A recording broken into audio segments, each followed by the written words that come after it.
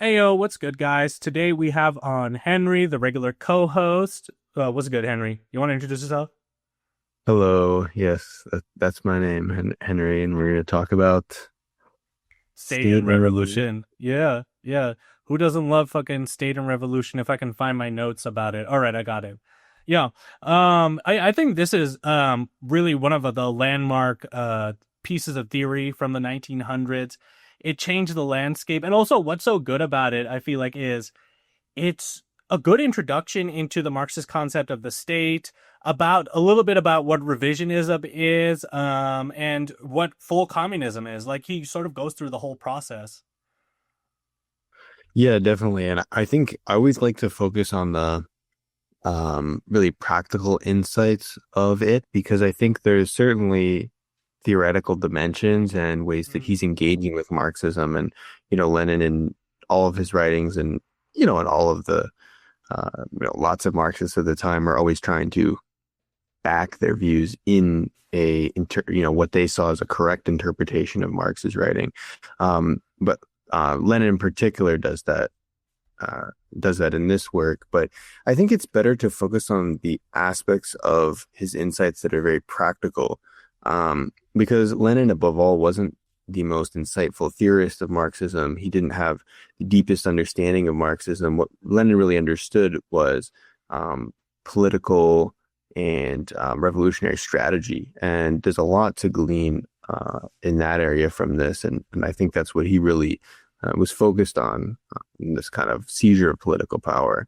No, absolutely. I mean, a lot of Lenin's work is very much a period piece. It will be a response to a thinker at that time, but also like contained within every one of these breakdowns is like a very universal analysis of capitalism.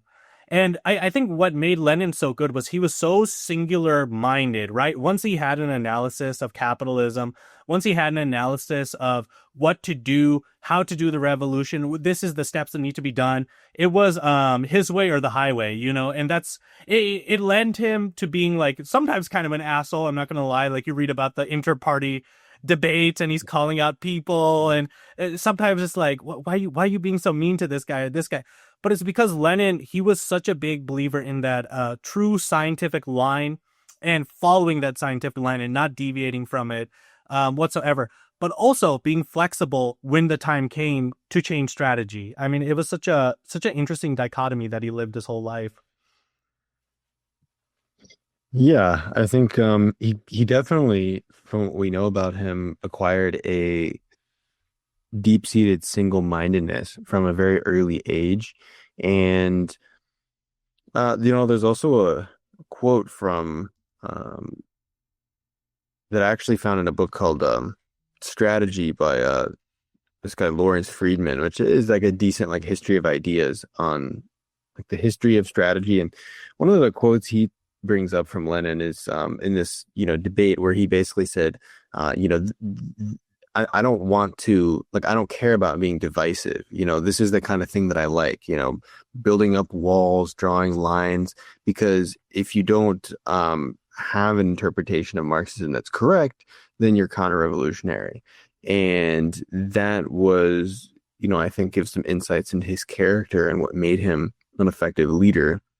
Um, Yeah. he was very willing to, um, you know, go against any capitulation to the czarist state. But at the same time, he was crucially extremely flexible when it really mattered, and he was able to think on his feet and strategically improvise. He wasn't, you really couldn't accuse him of being dogmatic uh, as a general fault. He even when there were mutinies occurring in the Russian Navy in the near Petrograd, and they were taking out their grievances on these kind of brutal officers and massacring them. And Lenin had sent some of the Bolsheviks there to agitate and be part of this sort of movement because they wanted um, the military to kind of veer towards them or kind of recruit from the military. And it occurred to him and to the party that this was alienating a lot of the social democrats, and the government that formed after February, before the October Revolution, when the Bolsheviks fully took state power. And so he actually denounced them and said that I'm denouncing what they're doing. This is terrible, that they're rising up against them. So it wasn't as though he was always trying to be the most radical, ruthless person in the room, but he was able to think on his feet and understand the situation, the real political and material situation, with a lot of effectiveness. And that was Trotsky's job, being the most radical in the room. That was his job, Yeah. Maybe. Sorry for cutting you off there. But I think Lenin, when he wrote this piece, like we're talking about the universal aspects of it, but it was absolutely needed because he really wrote it to like formalize a proper understanding of the Marxist understanding of the state. And during that time, the Second International, especially under Kautsky and Bernstein's interpretations, was basically making Marxism into a reformist idea, especially the idea of state. They were basically acting like the state is a neutral actor on society, that the dictatorship of the proletariat is something that can sort of be voted in, and then, capitalism can be reformed away through like voting in enough social democrats. And so even it got to the point within the Second International, which was the international that was leading most of Europe at that time, the communist sort of big grouping for anybody that doesn't know. Capitalism was even reinterpreted as something that could be reformed away with labor unions and regulations by European Marxists. And so Lenin, in this work, he's writing a polemic arguing for violent seizure of state power and smashing the old state machinery as a necessity for communism and socialism. You got anything to say about that, Henry? Yeah, I mean, I think that is really a point of theoretical dimensions in this book in particular that I think is really crucial and is quite foundational to Marxism, Leninism in general, which is the idea that the state is a reflection of social relations, and absent the state, those social relations will reform the same state. And this is something that I think, and I've heard people, anarchists who are educated on the history of, an anarchist historian I was familiar with, who actually said quite accurately, the state emerges from wealth and always has emerged from wealth and a concentration of power. But Marxism, Leninism recognizes the necessity of expropriation and a reordering of these social relations and a transformation of the means of production, which form the basis of the state, which seeks to repress and maintain the exploitation of a certain class, in this case, the proletariat. Of course, capitalist state can oppress all kinds of people that you might call subaltern, in the words of Gramsci, or maybe, while it's a general interpretation of Gramsci's use of that, but indigenous people, and in the case of Russia, certainly peasantry. And so Lenin points out that the state machine has to be destroyed, but more importantly, the social relations that underlie the state, the system of land ownership. One of the first things that was done after the October Revolution was a nationalization of land. Something interesting is actually that Stalin, before Lenin returned, Stalin briefly really headed the party in between the February and October revolutions, and Stalin supported the war. And so it's kind of interesting. For a time, Stalin and most of the people in the Bolshevik party supported the war, or were erring towards it. So Stalin came out and supported the war and against the nationalization of land because he feared that it would contribute to the inflation crisis and the crisis people were having in the cities of getting food. And since a lot of the Bolsheviks were urbanites, this was concerning to them. They thought we should do this more slowly. When Lenin returned, he said, no, we need to be against the war. It's an imperialist war. It's a capitalist war. And we have to be for the nationalization of land. And we have to do this. And so the party quickly kind of reshaped itself around this vision. And it wasn't just ideological dogmatism. It was because he understood, as he talks about in State and Revolution, how necessary it was to change these social relations so that the state would not reemerge and so that the counter-revolution would not be successful, and that state institutions could be used to repress the bourgeoisie. He talks about how the capitalists need the state to repress the proletariat, so the proletariat needs the state or state power to repress the capitalists until these social relations can be reformed, in which case the state will lose its use value and thereby, quote unquote, wither away in a sense. That is the one thing I find that I can't see eye to eye on with our anarchist friends, which is like, whereas Marxists have like a very scientific understanding of the state. And, Marx and Engels in German ideology, which was actually released after Lenin died, I believe. The Soviet Union found their notes and released stuff. They had a very poignant scientific analysis of the state arising out of early humans having agricultural surpluses, which leads to the first class antagonisms. Ug has more, I don't know, an old human name like Buga has more crops than Duga or something. And so that leads to classes. And with classes, you need some sort of administrative function for the classes at the top to administer the classes at the bottom. And so you get armies, you get policemen, you get laws, bourgeois laws. And you can really sort of see that in like the earliest Mesopotamian laws, right? Like a lot of them are formalized around protecting slavery, right? The institution of slavery. And that was really a way of protecting the ruling classes who owned slaves. It was a slave-based economy. It was really a way of protecting their interests against the general masses. And so, I mean, with any anarchist ideas, the state has gotten rid of immediately. And what Marx and Engels and Lenin really saw was that the state needs to be, at least temporarily, a tool of class rule for the working class against bourgeois suppression. As long as classes exist, you need that state. You need armies, you need policemen, you need some kind of repressive apparatus to keep the working class within power. Yeah. And then, yeah, I mean, there's, I guess we could make more explicit reference to the text itself, but one thing that really hangs over State and Revolution is the experience of the SPD in Germany. Right? The SPD was a party that was dominated initially by ideological socialists, and a minority of the party was represented by the trade unionists.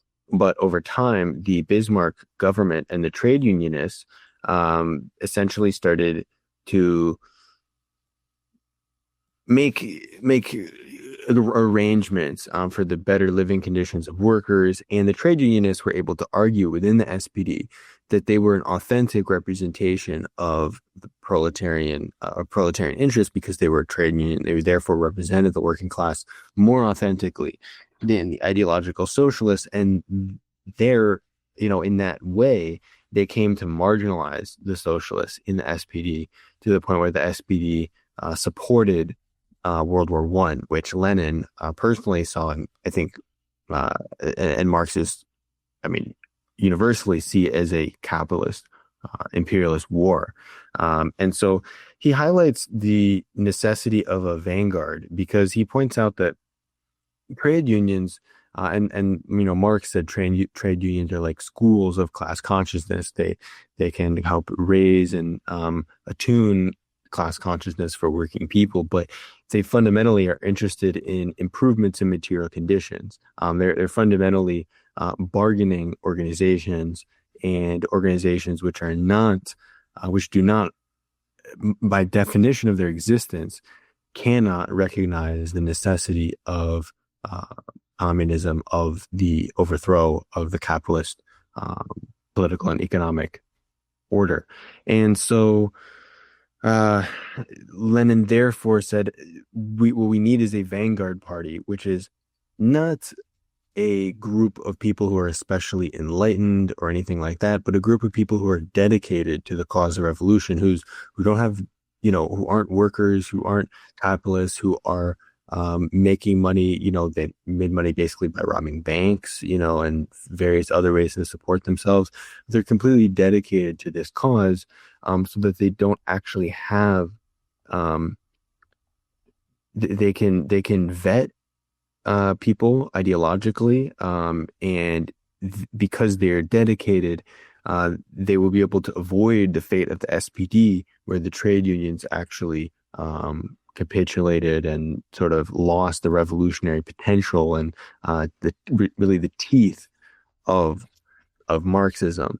And so that's where he highlights the necessity of a vanguard in particular, as this organ that is removed um, from both the working class and the capitalist class materially, because they're the only cause is proletarian revolution. So they're able to take advantage of antagonisms and lead and direct the chaos in such a way that they come out on top and then can um, start changing things. Yeah. Such a big argument within the Russian social democratic movement was who can become a party member. That really was one of the inkling reasons for the split between the Mensheviks and the Bolsheviks. Lenin said that we need a very stringent list of we need standards for who can become a party member. They need to be dedicated to the cause. They need to be educated. They need to be professional revolutionaries. And Martov, who became sort of like a Menshevik leader, he argued that anybody who pays party dues or like even has some sympathy to the party can become a party leader or like a member of the party. And I think what that really shows is that there were like three issues with the workers' movement, and there's three issues with the workers' movement if there's not a vanguard party, and that's spontaneity and economism, right? So often our workers' movements, especially like since 2008, who have been leaderless, who have been, watered down by like too many people giving in inputs and especially getting in like liberal inputs, have been unable to make demands, have been unable to really formalize all this spontaneous energy and really direct it towards fundamental change. And instead, what they've ended up with is like economism, right? It's just economic reforms and deals with the Democratic Party, or as it was happening back then, deals with the German state. They got he's really famous, Wilhelm, right? Yeah. Yeah, Wilhelm. They got Wilhelm to give one of Europe's strongest social welfare states. But that didn't really fundamentally change the social relations, the relations of production within German society. It didn't fundamentally change that there was a capitalist and a worker. All it did was just redistribute a little bit of the wealth and then allowed the bourgeoisie to build up strength to eventually crush the movement under the Freikorps, the workers' movement, much later on. And so what the Vanguard Party does is it avoids all this, right? It allows spontaneity, but it allows spontaneity to finally give a final crushing blow to capitalism by making real demands, by having a real movement, by having real leaders that have a real idea of where this energy is going to go. And it also avoids watering down of the movement because I'll tell you, like I organize within my local DSA chapter because, there's not much better leftist organizations in my town. And I also organize with anarchists. So, anything I say bad about anarchists comes from a place of love. But, my DSA chapter, literally anybody is allowed to give input into the party, and it waters down our message so much sometimes. Like we can go from like a very radical, scientific line that I think really could do some real good work. And then some dude who comes off the street, has only been to one meeting and will only be at one meeting, and he's never going to come back. He just is like, what if we just what if we don't do that? What if we do like a half measure, and then half measure gets added to like our party program or our plan for that week, and it just fucks up everything. I mean, I think right now, like what I'm seeing with my DSA chapter is everything that Lenin was warning against with the Mensheviks. I don't know. Yeah, and it's ironic because the Bolsheviks eventually became like a mass party, but they were able to have a elite group within the Bolsheviks that was vetted extensively, and then really people were so frustrated. I mean, the material conditions in Russia were absolutely horrific. And one thing that actually occurred to me today is that during that period, Lenin really was actually kind of an accelerationist because he wanted to, exacerbate the chaos, the economic crisis, just make people feel like, make people really, really understand, that there needs to be a total reworking of the system. And this was also built on a foundation of decades of political agitation and kind of like what a lot of communists do online today, where you direct people from an issue like climate change, and you direct, it's sort of illustrated that it's impossible to address this issue without the realization of socialism, or women's liberation, queer liberation. It is impossible to realize these aspirations without socialism, without the destruction and development upon capitalism. And so one of the ways that he was interested in accomplishing this was actually even just causing chaos in the provisional government so that it couldn't work properly. And that he was able to, he understood how fed up all of the peasants were, all the regular people were with the provisional government, with all the other socialist parties, with the social democratic parties that were kind of bickering and arguing about all these various decisions. And he, again, with this kind of single-mindedness, came out and said, this is all nonsense. And, you're, getting in the way, and none of this dialogue is productive.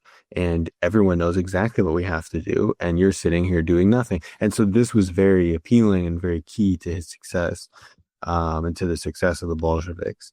And, yeah, I think that's,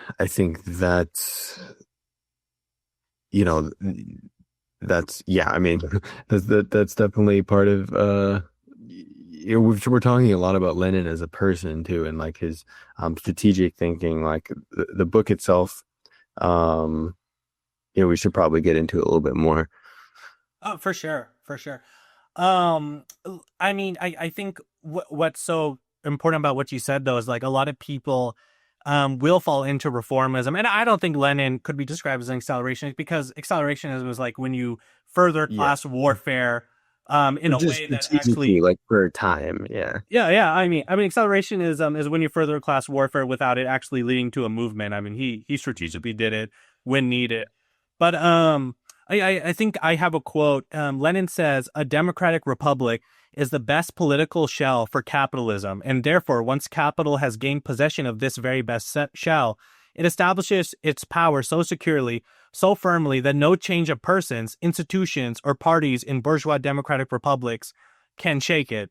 And I think that perfectly encapsulates what you're saying. It's like a lot of people have these like reformist ideas, a lot of people, but we have to push to fundamentally break the system. I think that's a problem that a lot of social democrats and democratic socialists fall into.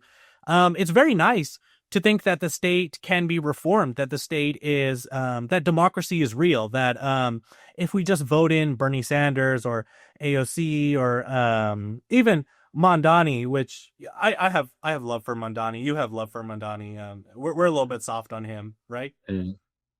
Yeah, no, it's hard not to be, but but it is, it is certainly. I mean, the thing I always say to people is like, if he could be the most principled person in the world, which he's not, but he could be, and he would still be gummed up by the NYPD, by the various, I mean, he wouldn't be able to accomplish very much. Absolutely. And you have to fundamentally smash the state itself, and you fundamentally have to smash the class relations themselves that rise, that could lead to the rise of said state. And of course, it's so important to mention in terms of like a Marxist historical perspective that the state itself is just a temporary development within mankind. I mean, as Marxists see it, and as Marx and Engels saw it, most of human history was under primitive communism, right? Humans lived in hunter-gatherer societies before agriculture, specifically, where everything was relatively equal. People did everything for the group.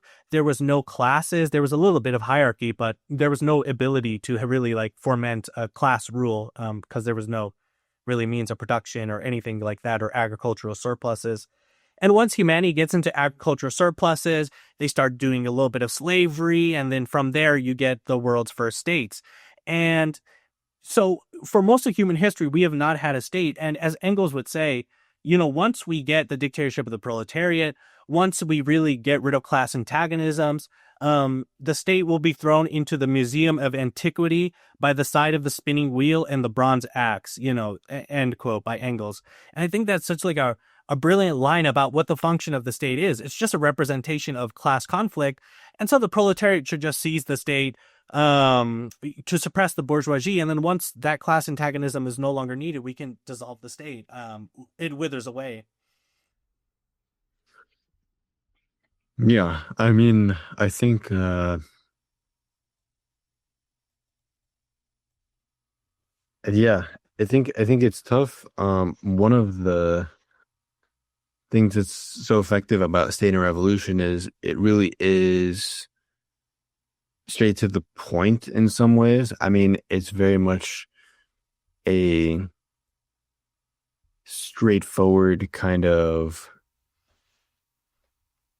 interpretation of things and Marxism. It's not like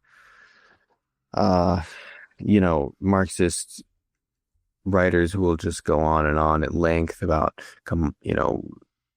commodity fed, all like people, someone like Frederick Jameson, who will just go on and on about all sorts of things that really materially don't have any interest to the working class.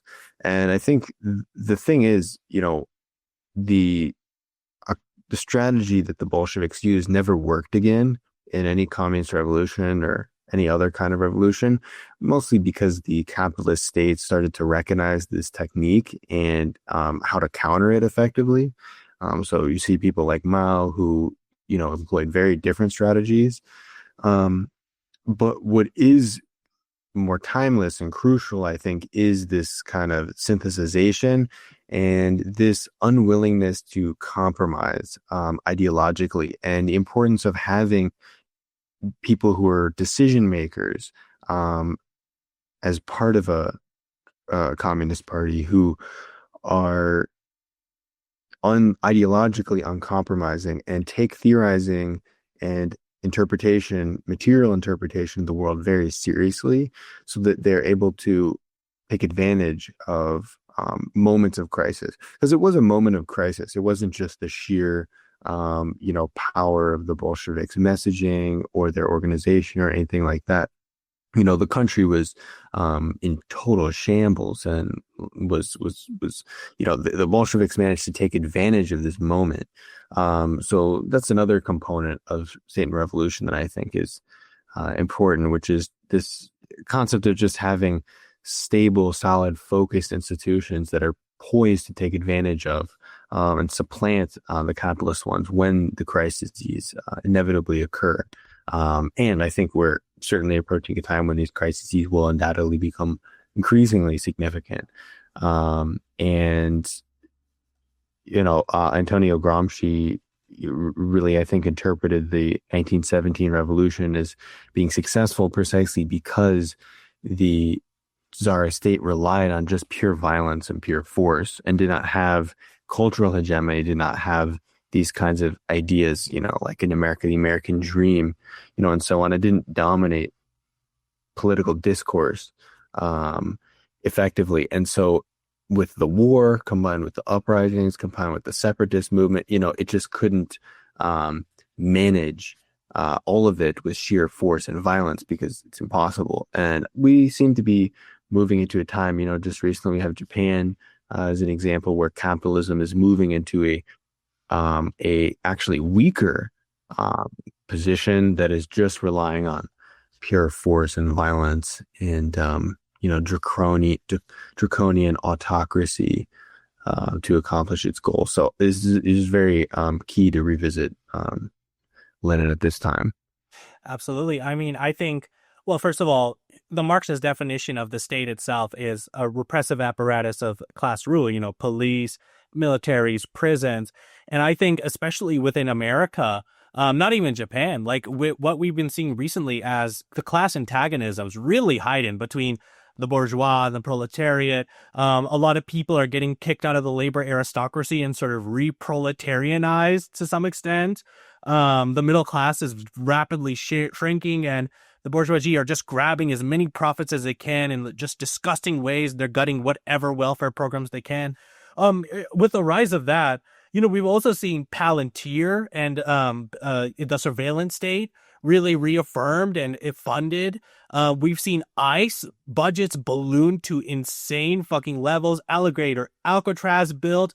I mean, I think Lenin's basic thesis, the state as a tool of class rule, has been reaffirmed by what Trump is doing almost every single fucking day. I mean, it's repression of the proletariat and reaffirmation of bourgeois power. And sure, they might put an ideological spin on it, right? It's to protect the family and protect our communities from migrants and illegal migrants and Mexicans and Hamas sleeper cells, or no, it was Hezbollah sleeper cells, and Iranian sleeper cells. But it's at the very fundamental core of it. When you strip away the ideology and you look at the base motivations of it, it is about protecting bourgeois class rule, and it is about reaffirming it and doing violence against the proletariat. And there is no way out other than seizing this state power for ourselves, smashing the old state machinery, et cetera, et cetera. I mean, that's all I can really say about that.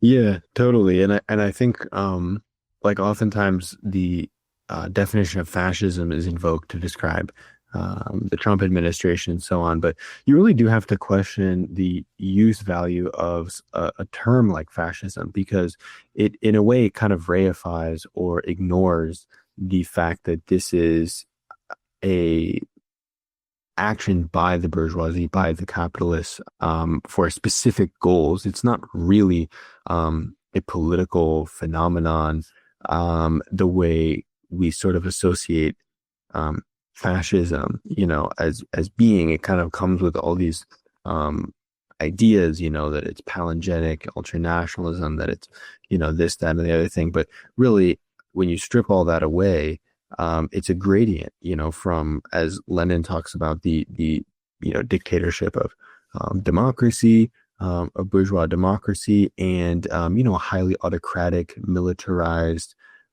dictatorship of force and intimidation and violence and extermination.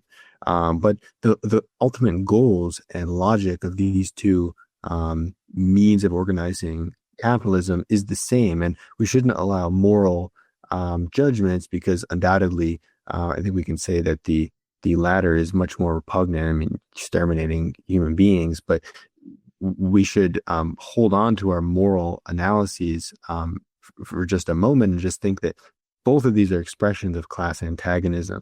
One is a more destructive, raw, violent form, and the other is a more restrained form that relies on cultural hegemony. Again, what Gramsci really identified as the key to strong capitalist states. And as the capitalists, the position of capitalists becomes weaker, as inequality increases, as economic prospects look increasingly bleak, the capitalists will resort to sheer force, violence, and destruction. But I did want to talk about the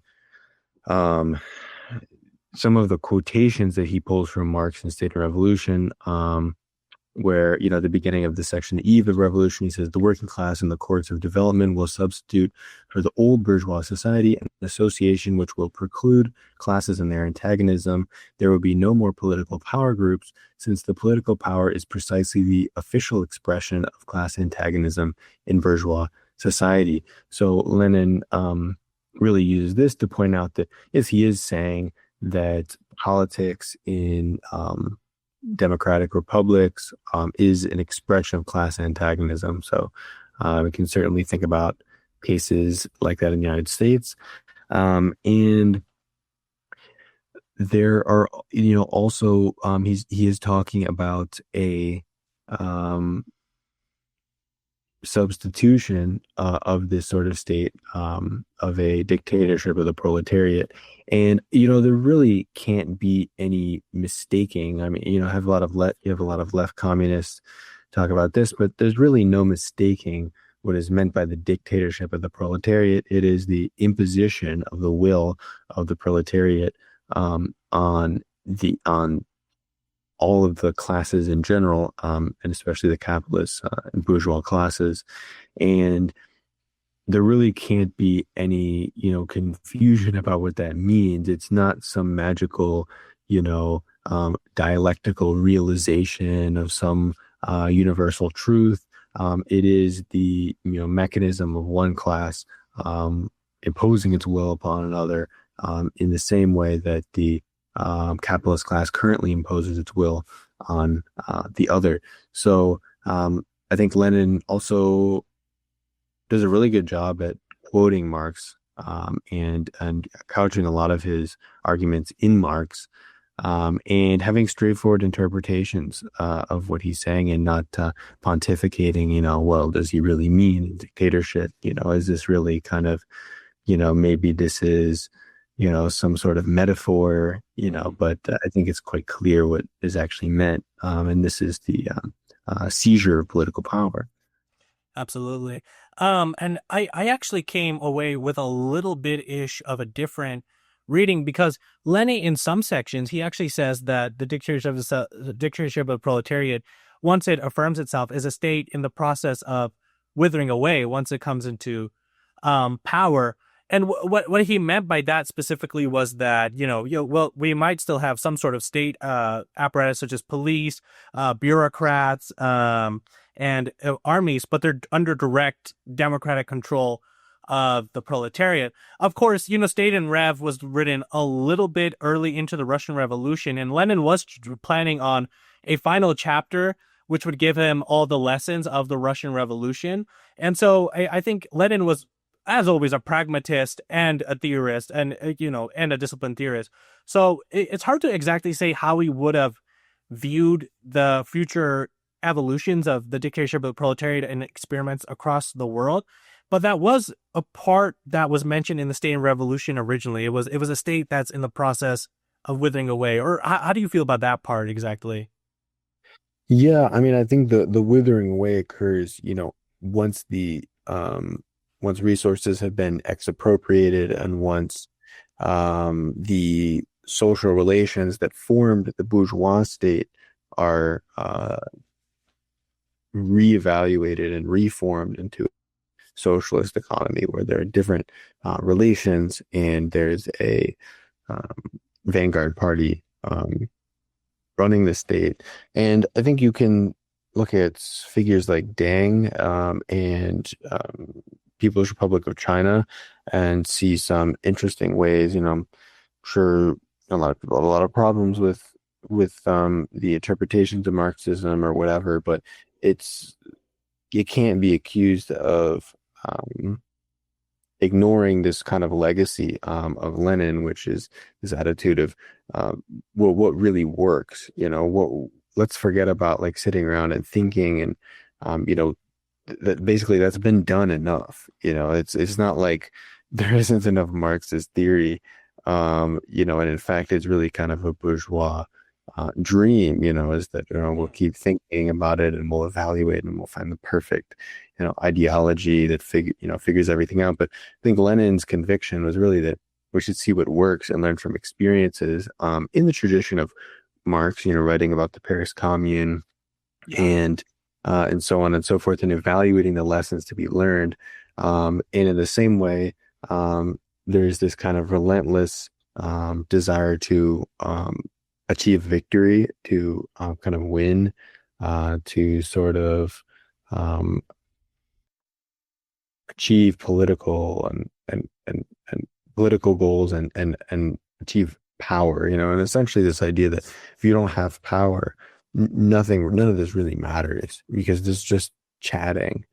But you actually have to strategize, and seize power, and engage in and take advantage of class struggle. And class struggle is a reality that's always expressing itself. But in times of crisis, when the proletariat has gained an edge on its own, parallel institutions need to be formed in order to maintain and finish this victory. Absolutely.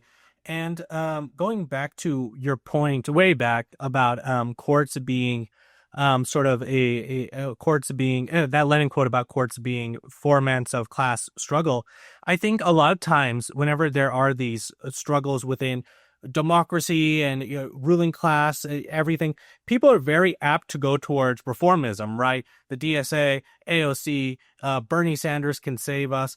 And ultimately, while it is important for us as Marxist-Leninists to reaffirm that only violent dismantling of the state, violent revolution, seizure of the state for the proletariat can really ever change these problems. I was reading Stalin's collected works. I only read the first 50 pages of like volume one. So, I haven't finished it whatsoever and I put it away. But in that he said, he was talking about Russia at that time and he was saying right now, a lot of the Russian working class movement is trying to do failed reformism. But once they exhaust those reforms and once they figure out that those reforms aren't going to work, they'll eventually come to us. And I think that's so important. I mean, always being an option whenever these social democrats are attempting their failed reforms. And eventually, we know as Marxists, they're going to blow up in their face eventually. When they do, they will come to the mass movement. They will come to the Marxist-Leninist side. They will come to the violent revolutionary side. And in addition to that, more directly about what you said, Lenin being pragmatic, even if he did write down, perhaps that it'll be a state withering away immediately. Lenin also wrote down that, quote, Marx did not indulge in utopias. He expected the experience of the mass movement to provide and reply to the question as to the specific form this organization of the proletariat as a ruling class would assume, and as to the exact manner in which this organization would be combined with the most complete, most consistent winning of the battle of democracy. And so I think in that quote, he really shows that, like, Marx himself, his idea of the state evolved so radically over his lifetime. In a Communist Manifesto, Marx barely mentioned what the state would do. And then by the time he saw the Paris Commune, that informed so much about what his ideas of the dictatorship of the proletariat, the need to seize the state, the need to seize the old state machinery. And so really, I think we cannot indulge in utopianistic, dogmatic ideas. I mean, we have to always be scientific, and our science has to be informed by the mass movement, real world, almost like a science experiment that loops into itself. Mm-hmm. Yeah, definitely. And I think it's no coincidence that a lot of the times the authors that are favored by bourgeois interests are people like Foucault, or if they're Marxists, like people like the Frankfurt School or Deleuze. It's because they, and I mean, I think a lot of what Deleuze says is kind of interesting, but it's of no use to the working class at all. Whatsoever. In fact, it's antithetical because it just goes around and kind of, thinks about it, interprets various things in a way that's like, pretty interesting. But what I think Lenin really recognizes is just that, a lot of it has to be learned from experience. Dialectical materialism is pretty well fleshed out. And there are lots of historical case studies to look at. There are current governments run by Marxist-Leninist parties that have made various decisions that you can look at and learn from and think about and, agree with and disagree with. There are all kinds of resources like that that are actually very valuable because they demonstrate a real engagement with actual class struggle in the real world. And if you don't learn from them, just know that the capitalists most certainly have and are very prepared to counter the techniques that people like Ho Chi Minh and Thomas Sankara and so on have used. They're very prepared to counter those. So if you don't learn from these past experiences, you'll be at a significant disadvantage. And I think, again, that method that Lenin uses, where he grounds his views in dialectical materialism and then is able to recognize when the Social Democrats, when the Mensheviks, and so on and so forth, are capitulating to capital or are kind of lost in this idealism. And one aspect of Russian socialist history that I think is important to identify here because it really underpins a lot of um, this whole entire backdrop, and of course, then you get into people like Trotsky and so on, um, with his interpretation of this. And he's wrong, by the way, but but the peasant question, because in the 1850s they were Narodniks and kind of utopian socialists who would go out and would try to agitate the peasantry, and a lot of the times they'd get turned into the czarist authorities. And so socialists basically said, do we need to wait for capitalism to develop? Do we, what do we need to do? And Lenin basically, in this book, really, I think implicitly in a lot of areas, counters this view. And he just says, no, they just were not connecting with the conditions of the rural peasantry effectively. They're not connecting with the working class effectively. They didn't understand really what they were looking at. They had all these ideas, and interpretations, but they went out to the countryside and this kind of reality hit them in the face.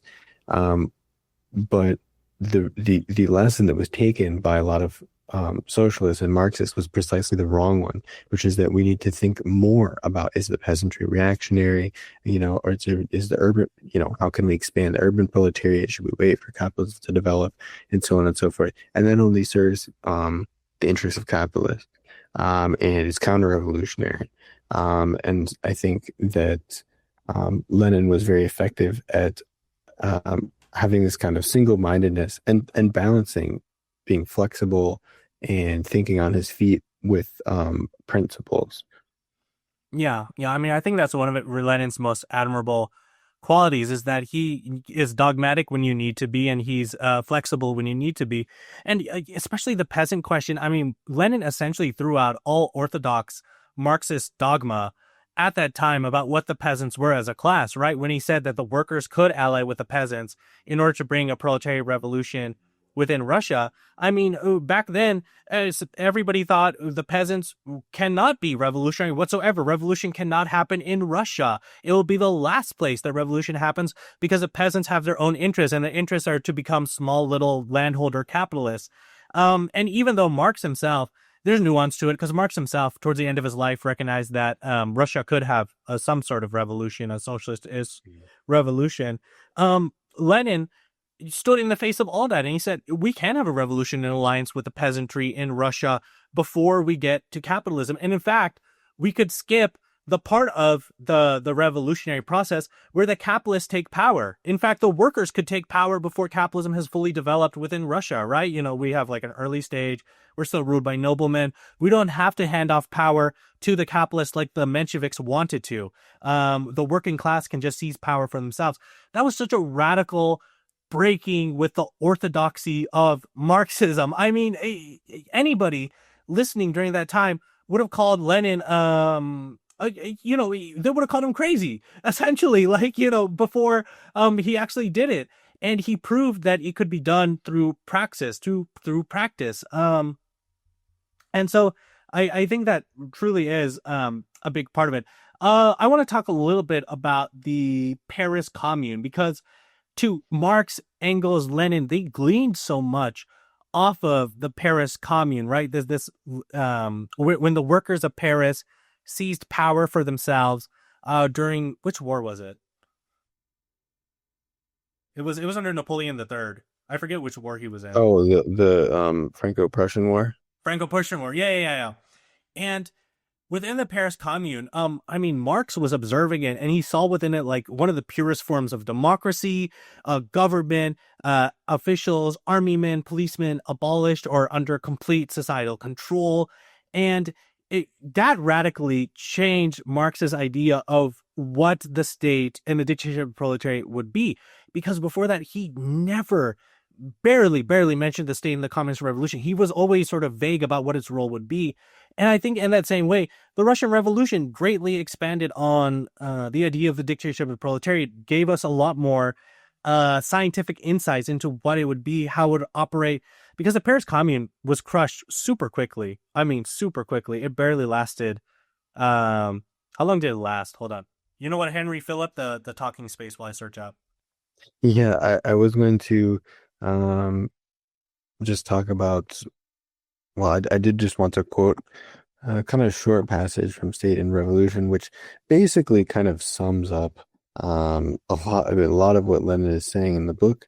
It's in the section The Experience of 1848 and the eve of the revolution. He says the proletariat needs state power, a centralized organization of force, an organization of violence, both to crush the resistance of the exploiters and to lead the enormous mass of the population, the peasants, the petty bourgeoisie, and semi-proletarians in the work of organizing a socialist economy.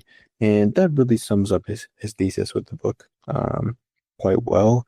Then you also have the added context that it is the capitalist social relations which form the state in the first instance, and so to get rid, if you just get rid of the state, then the social relations will once again reform it. That's another important aspect of it. And a lot of this is grounded in Marx's reaction to the Paris Commune and to the revolutions of 1848.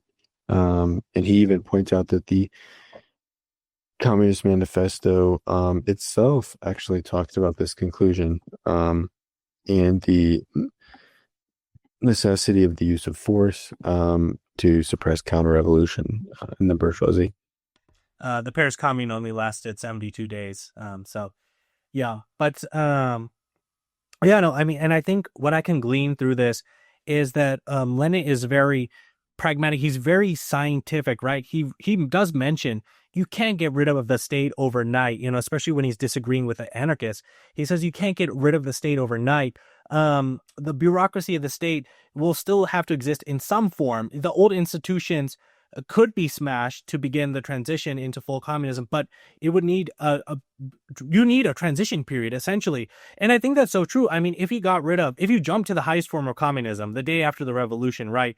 A moneyless, classless society, it would be chaos. It would essentially be chaos. Like, let's say under the best case scenario, even that the bourgeoisie are completely defeated as a class, people wouldn't know how to operate in a society without money. Like tomorrow, they would at the very least need a communist culture, sort of in a way where they can get these things without paying as they need them, without like overfishing the common stocks that we have. People would also need mass productive forces to break down things like the division of labor. The breaking down of the division of labor is such a big part of full communism as Marx envisioned it. The breakdown between the countryside and the urban centers. And so all this necessitates, at the very least, in the best case scenario, where the bourgeoisie is defeated, where world capitalism is defeated, at least a generation or two of transition. You can't do this shit overnight. Yeah, I mean, I think we also don't even need to imagine, there are real historical examples of the challenges involved in this process. It's extremely difficult. And, there's the case of China. The Great Leap Forward was a complete failure in all kinds of ways, absolutely failed to industrialize the agriculture of China. But today, China is the most has the largest agricultural output of any country in the world, and has an incredibly modern industrialized agriculture. So the party figured it out. But obviously enormous mistakes are things you want to avoid. So it's important to study also just how like the mistakes and how difficult it really is to engage in that process of reforming social relations, engaging in property expropriation, suppressing counter-revolution. I mean, the Russian Civil War was really brutal. They're fighting the fascists, who then later went to really form a pretty big portion of the Nazi Party in Germany. Millions of people were killed. You also have non-communist revolutions like the Mexican Revolution, where the goal was, fundamentally about land. And it was a proletarian revolution, but 10 years, the bloodiest war in the history of North America, and the Mexican Constitution is, pretty remarkable. The first constitution to include the concept of social rights. It wasn't as though it was for nothing, but when you're trying to resolve antagonisms and contradictions in society, there's an immense amount of challenges. And the idea that you could manage this, you could even begin to think about managing this task without a centralized organization and a political leadership with a common understanding and set of goals is absurd. It's almost it's incredibly difficult to manage with it. The idea that you could have some other kind of magical decentralized way of doing it is, I think, even more absurd. And then there's also what we haven't even touched on, which is the necessity of protecting the revolution from bourgeois infiltration. The reality that socialism will always exist under siege as long as capitalism exists. Certainly today, where capitalism is really the dominant economic force in the world today.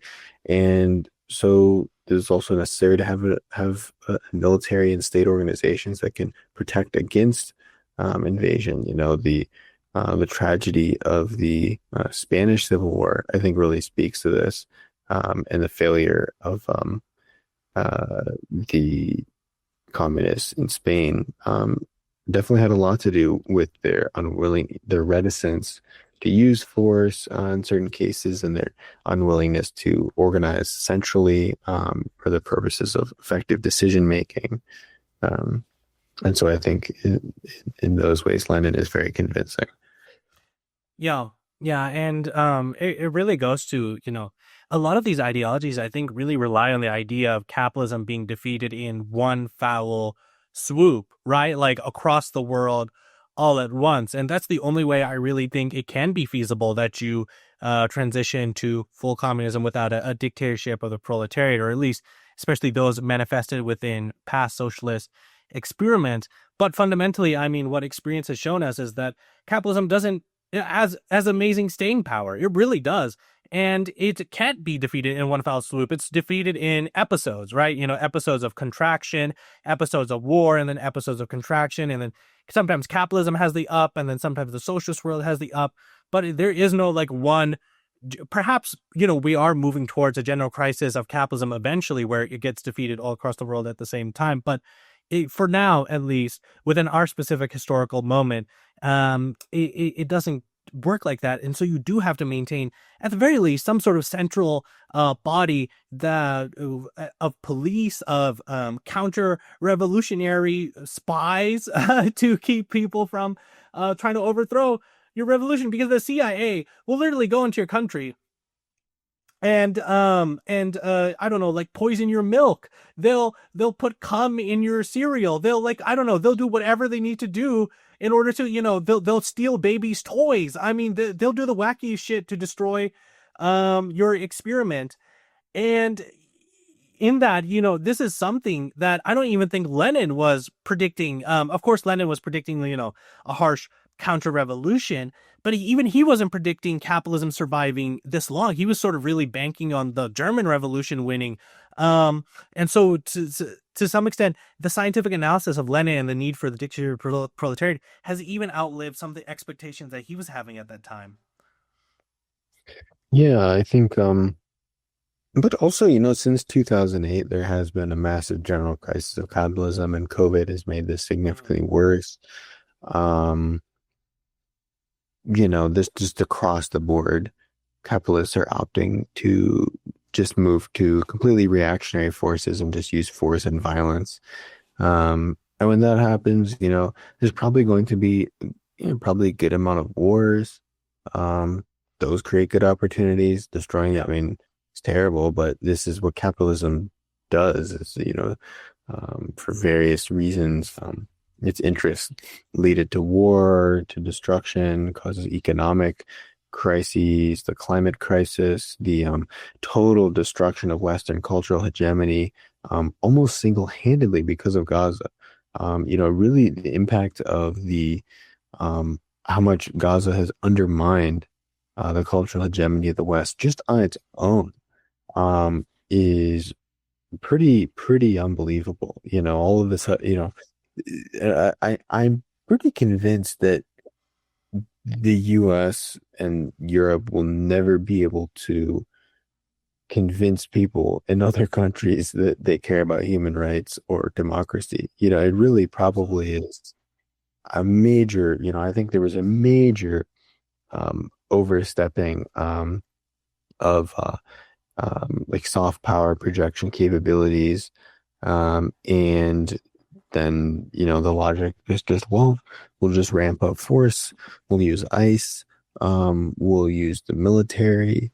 We will, the European powers are all just going full tilt into building up their war economies. And when weapons are built, they tend to get used, unfortunately. So I think things are actually looking pretty good, and as far as stoking chaos is concerned, it's pretty terrible, but it is, again, the inertia and mechanisms of capitalism at work. And what needs to be in position when this crisis when these crises really begin to culminate, and they already are like really taking off, is a dedicated group of individuals who understand what Lenin's saying here fundamentally, and can apply his spirit and his interpretation and his understanding of Marxism to a different time, because things are completely different. We can agitate online. We can agitate through social media. We can do all kinds of things, that weren't capable, and also the ability of capitalism to resist communism is significantly advanced. So yeah, I think that's what I was thinking about. Yeah, yeah. And these general crises of capitalism are seeing like small breaks, especially since 2008.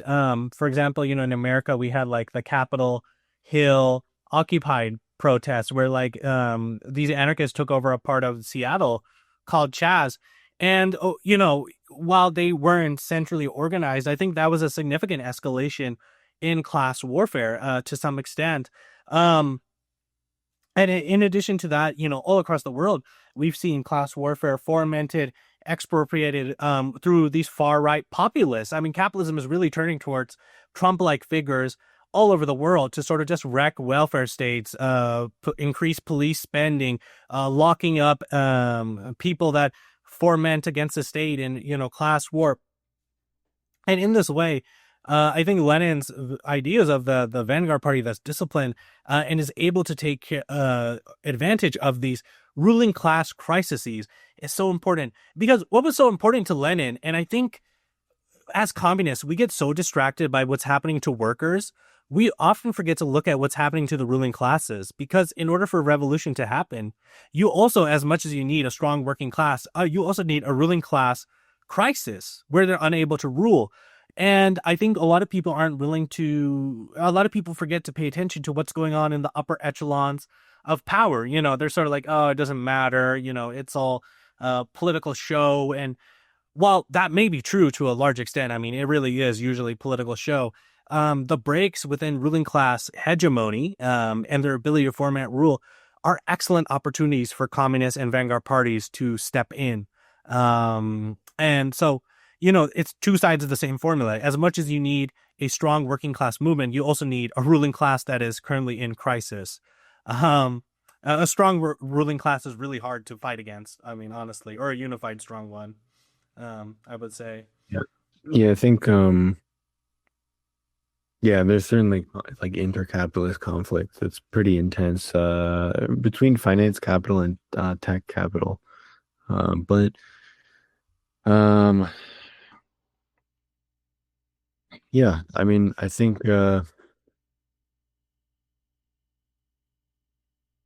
I even saw today, I mean, there is the guy who basically committed this propaganda, the deed against, I think, some like BlackRock, the people associated with BlackRock, and the media reported it as him, uh, he was angry because of his head injuries, from playing football.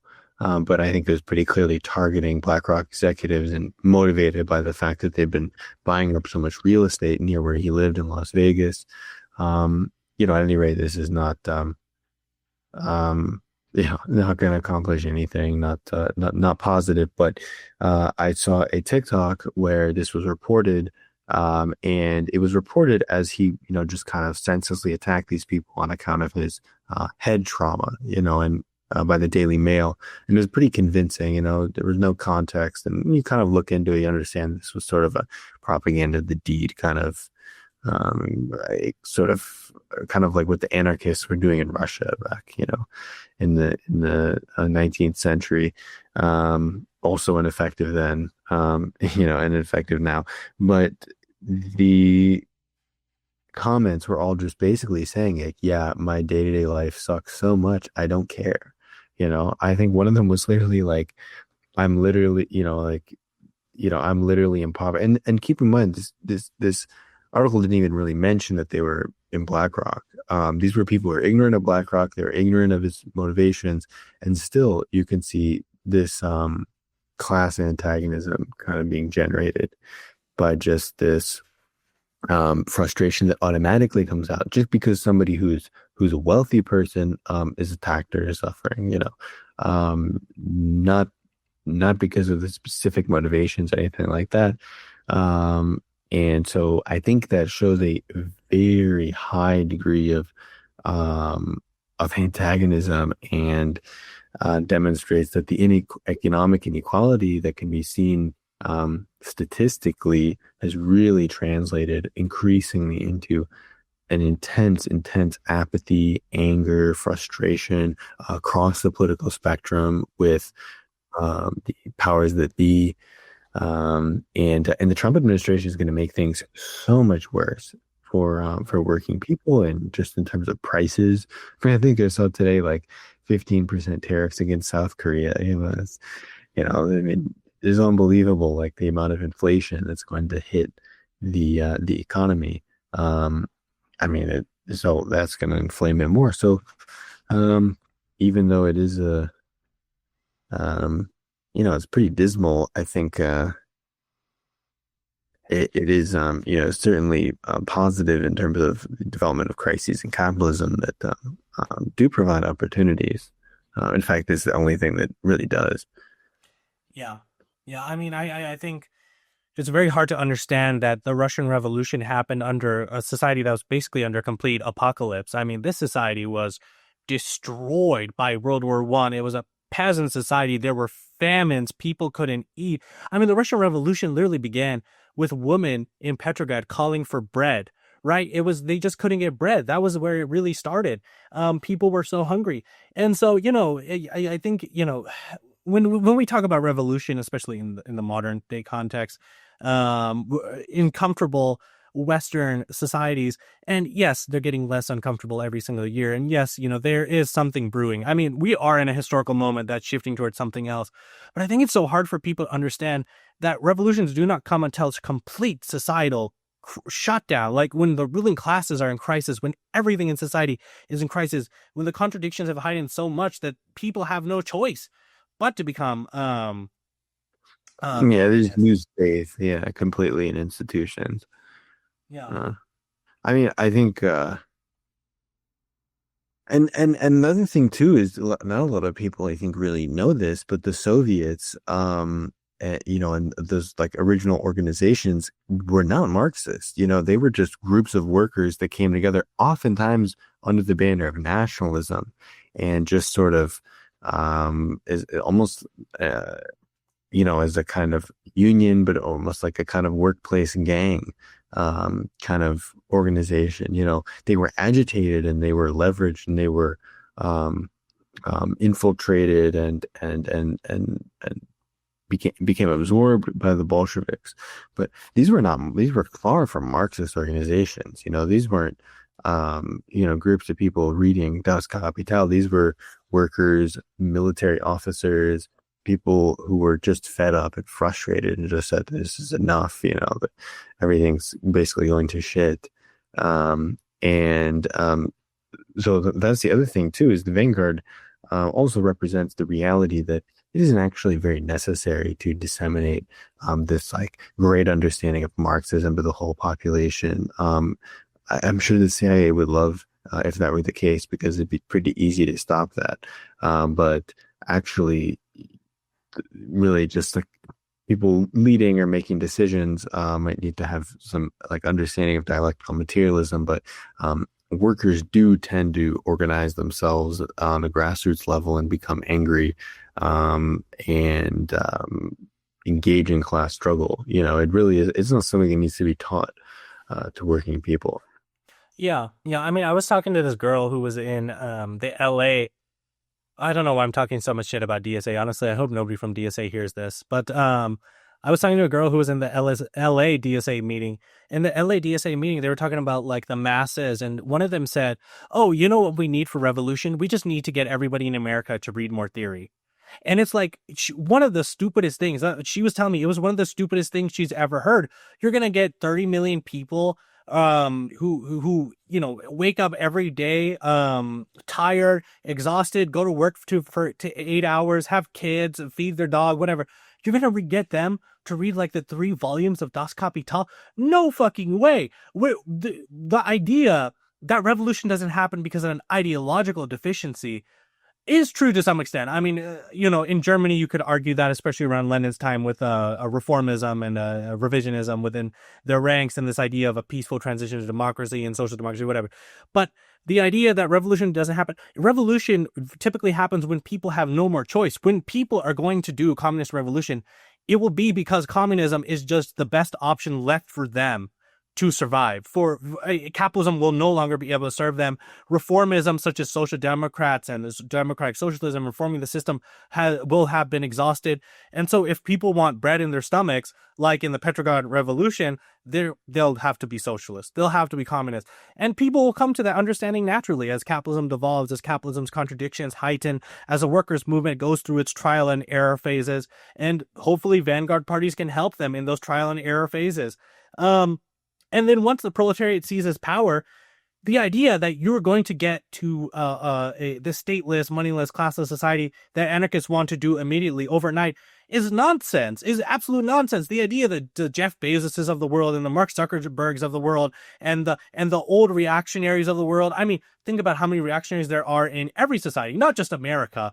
Think about how many reactionaries there are in fucking India or, in North Africa, or or Turkey. The shit I read online from Turkish commenters is like insane. I mean, they're literally Hitler. Like the Turkish guys are literally Hitler. I mean, I don't know what the fuck is going on there. But the idea that these people, once a revolution happens and the class changes, they will peacefully sit by and allow you to do that. They will peacefully, or even that you, through some decentralized organization that's not centralized at all and not able to communicate at all or foment a strong resistance to any counter-revolutionary measures, will be able to take on the tide of counter-revolutionary measures from the Turkish Nazis. I don't know. We're just going to go with that. The Turkish Nazis is idealism. That's complete idealism. The Turkish Nazis will completely overpower any decentralized organization because it won't be able to foment good results. It won't be able to talk to each other. It won't be able to centrally plan a counteroffensive to any Turkish reactionary foment.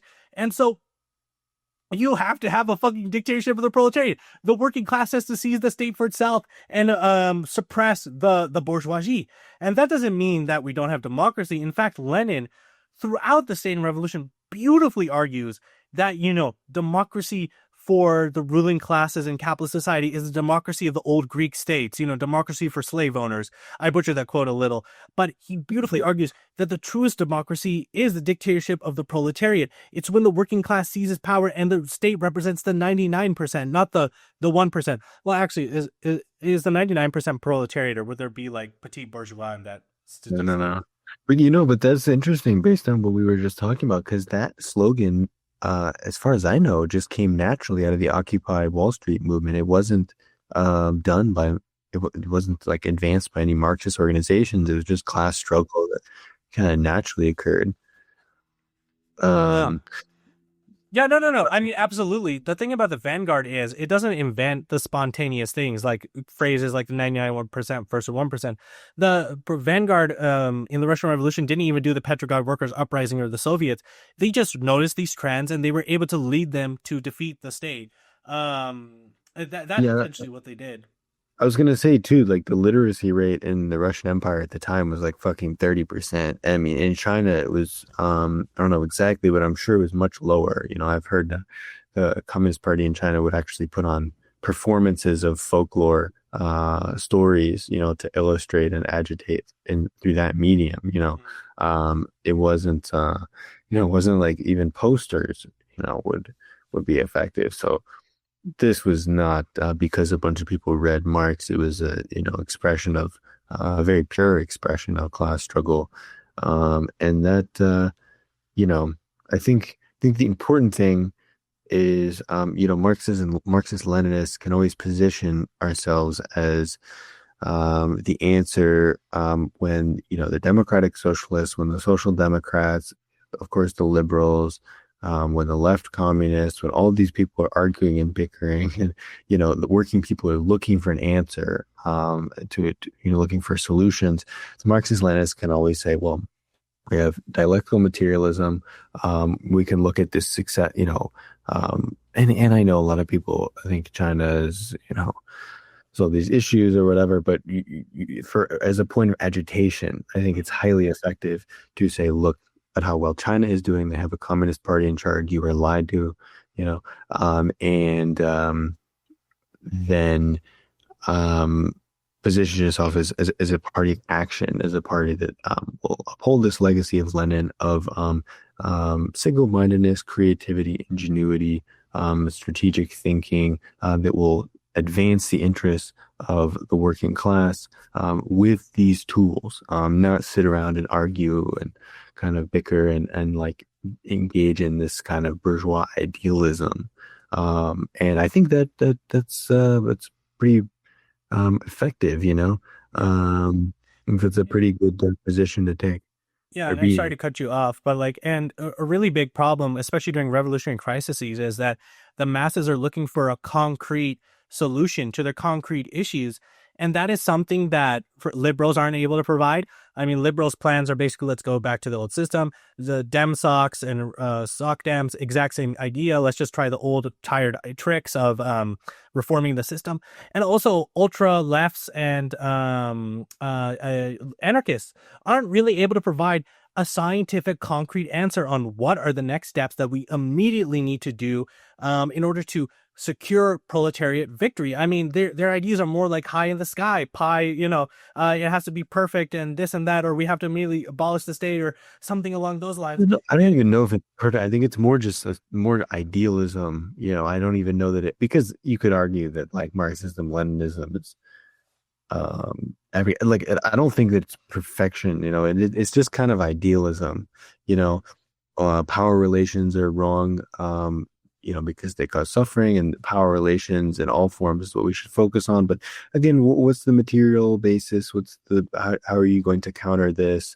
What is, it's just a complete dead end ideology that exists for the same reason that liberalism exists, in some ways, which is to convince oneself that they are, morally enlightened, but to actually change the world, which is the legacy and purpose of Marxism.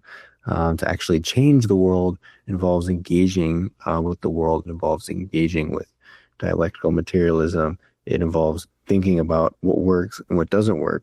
And that's something that left communism in particular exists precisely in opposition of. It exists simply to interpret and sit around and kind of pontificate and without heeding at all what works and what doesn't work, and real knowledge that can be gained from class struggle.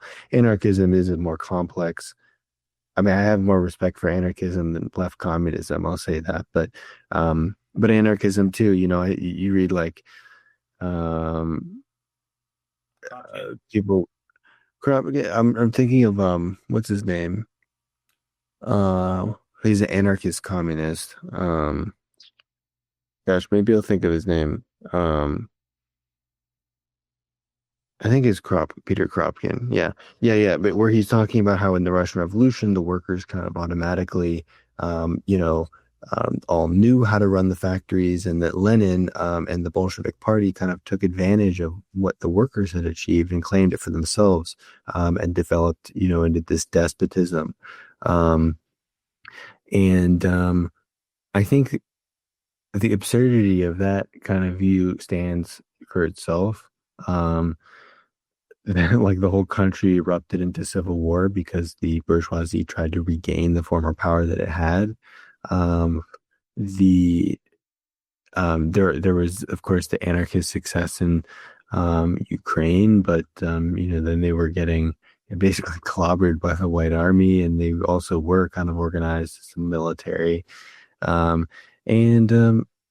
it's not like this kind of thing there's some kind of secret ideological trick that makes all this easy. It involves engagement with history, and especially involves the ability to make decisions. You have to be able to make decisions. The decision makers have to be effective. They have to have good sense. That has not been the case in some Marxist-Leninist projects in the past. And that's just not possible with the decentralized and spontaneous thing. It just becomes, at best, a larger version of the Paris Commune. And you could say, well, just because it is more politically successful doesn't make it correct. But, it doesn't really matter if what's correct or more or less correct, if one exists as a actual reality and the other doesn't. Mm-hmm. And I will say that doesn't preclude like criticism of things, of course. There's this very fascinating collection of essays called Lenin on Petty Bourgeois Revolutionism that the Soviet Union released, and I devoured it. And in that, there's this one section where Lenin is talking to sort of the left part of the Bolsheviks, right? And it's the Brest-Litovsk Treaty, right? And they cannot accept that Russia is giving up demands to Germany, right? They cannot accept that Russia is giving up some lands to Germany. And what they want to do essentially is go to war with Russia to dam with the Brest-Litovsk Treaty. We're going to do a guerrilla war in Western Europe with our Russian state, which is just peasants and maybe like 5 factories at that point. It's completely been destroyed by World War I.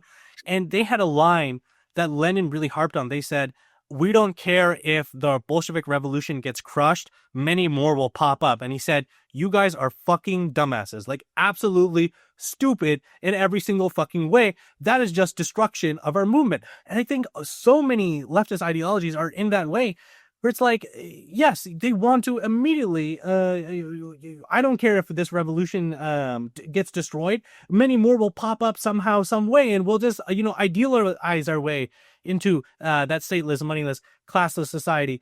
And they just can't accept that you're going to need a scientific analysis. You're going to need a concrete analysis. And Lenin's concrete analysis was, we need a position of a retreat, at least for now. Like, make some concessions to the Germans, get some damn peace in Russia. Let's not sacrifice everything we have. Let's figure this out.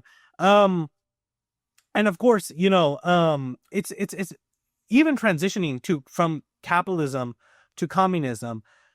Nobody can really pinpoint the day that capitalism began from feudalism, right? There isn't one beginning date of feudalism to capitalism, right? Maybe you could point towards a revolution, the American Revolution or the French Revolution, but capitalism itself as a process had begun long before that. And in that same way, we cannot expect a transition from things that we've had for thousands of years, class society, money, et cetera, the state. We cannot expect the transition from that to full communism, which is that moneyless, classless, stateless society overnight. There's going to be a great period that we call socialism. And Lenin's very adamant that we need to be scientific. He says something along the lines of the stage that marks the lower phase of communism will still retain aspects of the old capitalist system, but would have common ownership of the means of production, distribution of goods based on how much people work and put into society, and some of their wealth would be taken out of the common fund. I think Lenin, that specific part, is talking about the labor voucher idea that Marx had in Gothic Critique. Yeah. Yeah, and yeah, I mean, there's a lot more to say, for sure. But yeah, I think in particular what always sticks with me is just his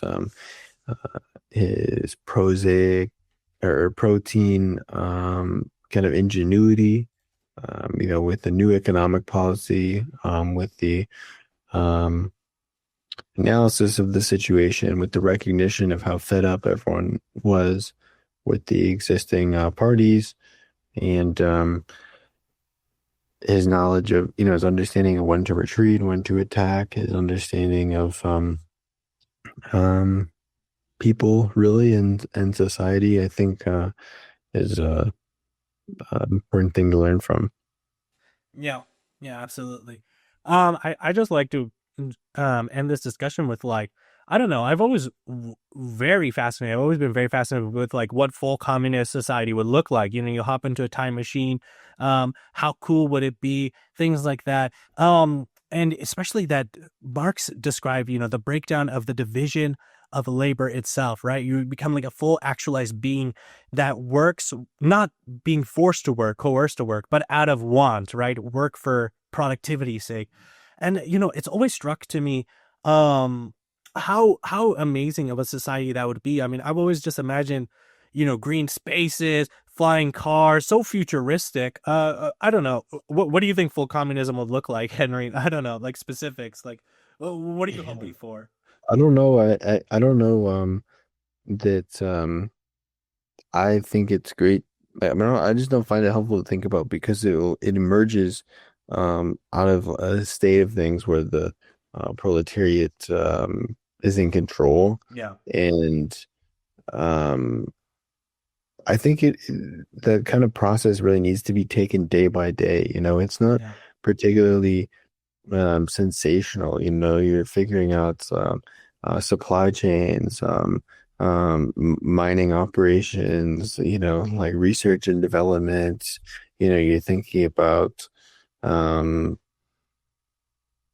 just these problems, one by one, organizing the party, understanding how to stay in touch with the masses, how to make sure that the party represents the will of the proletarian masses. I mean, I think it's really emerges, over time, as a result of confronting all these problems. I think if we have an idea what it's going to look like, there's a tendency to have skewed judgment, and not, maybe recognize facts that we'd rather not recognize. One example of this is definitely, again, the Great Leap Forward, where Mao sidelined the opinions of experts, because he did have this kind of conviction that the peasantry would kind of empower themselves and would build these communes, these peasant communes, and would, revolutionize, industrialize the country, as a kind of cleansing fire. He had this really romantic idea of the peasants kind of advancing themselves, and in the process he ignored a lot of what really could have been figured out, that this wasn't going to work in industrializing the agricultural section of the economy and in urbanizing the country. And he himself recognized this rightly as a huge failure, and so I think that's I think it's an important lesson to really take theorizing seriously, and stay in touch with a materialist analysis rather than a fantasy, because it can skew judgment and mess things up. But I think um, to answer your question though, I think what encourages me is just when you think about the genocide in Gaza, the war in Ukraine, when you think about all of these evils around the world, you think about violence against women, and queer people, and all of this can be improved, mitigated, and hopefully, um, you know, it can become a marginal issue in society if the antagonisms of capitalism are resolved. I think that gives me a lot of hope and a lot of purpose. In the sense that the world doesn't have to be like this. People are generally pretty great and good, and there's lots to love about people in the world. But we do see these horrible things, and that doesn't have to happen. And uh, the objective of communism is to create a society where this does not happen, or is at least seriously dealt with as a problem when it comes to social issues. So Absolutely. You fucking Turkish Nazi! How dare you shit on my idea of communism? Imagining a full communism. I mean, also, Looks but like also, I do think about O'Neill still, and like space, yeah. You got to spaceship. think about Star Trek. You got to imagine Yeah. Star. No. But I think you're so right. I mean, we basically do in so many ways live in a post-scarcity world. The only problem is the relations of production. Who owns them? We basically have eliminated homelessness, right? We have enough homes for people. It's just that a couple of greedy landlords and assholes own it, and one of them got liquidated by a deed by a gun. And we basically do live in a post hunger world without hunger. We produce more than enough food and kilocalories to feed all of humanity. It's just that greedy assholes own it, and they destroy it. And so once the working class owns all these means of production, and especially since we've gotten to such a high level of productive forces within almost the whole world, Western society, global South, everywhere, though there are parts of the global South that are still definitely developing. I mean, we could create a magically wonderful, and not an idealist sense, but a wonderful world for all of humanity, and the best aspects of humanity could be emphasized. Oh, one last thing: the withering away People with have this. places to live and food to eat. Yeah, and one last thing: the withering away of the state. So Lenin basically imagines that, not imagines, but he analyzes that as class antagonisms disappear, as classes themselves disappear through the dictatorship of proletariat, the state withers away. And so the police, the military, the bureaucracy, they sort of just fall apart because they're no longer needed. And the way he describes it, almost like a very naturalistic phenomenon. Did that come off to you in that way? Um, no, I don't know. I mean, I never really thought, a whole lot about the withering away of the state, because Again, it's far away. yeah, and also, yeah, like, I think, yeah, the social relations are pretty, like embedded, it takes a pretty long time. And also, I don't know, I mean, especially in the case of Russia, I mean, the United States is a different situation because the productive forces are pretty highly developed in the United States. I mean, you say it's been deindustrialized a bit, but it's still very highly developed. So it's, it would be a totally different situation, it'd be totally different um task of improving those social relations, the withering away of the state into, kind of workers' councils, or, groups like that.